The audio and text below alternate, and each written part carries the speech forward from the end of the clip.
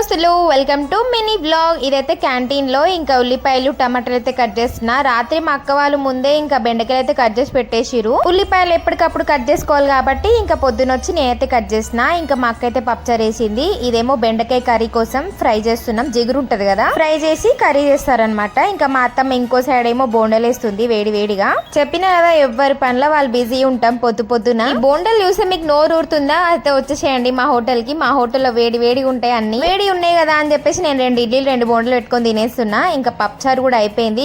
Can లోకి అయితే పోసేస్తున్నాం. ఇంకా కొంచెం ఎక్స్ట్రా ఉంటే అది గుండీలో కోసేస్తాం మా ఇంట్లోకి వాడుకోవడానికి అనమాట. గచ్చు నిండా గిన్నెలు అవుతున్నాయి. ఇంకా మా అక్కేమో గంజం పెస్తుంది. ఇంకా నేనేమో ఆలు ఫ్రై చేసేసి ఇంకా బ్యాట్లు ఏం చేస్తున్నా అనమాట. ఈ బ్యాచ్ చేయించుకునేటప్పుడు మీడియం ఫ్లేమ్ లో పెట్టుకోవాలి. హై ఫ్లేమ్ లో పెట్టుకుంటే కర్రగా అయిపోతాయి. ఫైనల్ గా వంటలన్నీ అయిపోయినాయి. ఇంకా ఆలు ఫ్రై కూడా డబ్బాలు వేసి పెట్టేసిన. అన్ని క్యాన్ లోకి వేసేసి గిన్నెలు కూడా అన్ని కడిగేసి బోర్లు ఇచ్చేసి. మీరైతే ఒక లైక్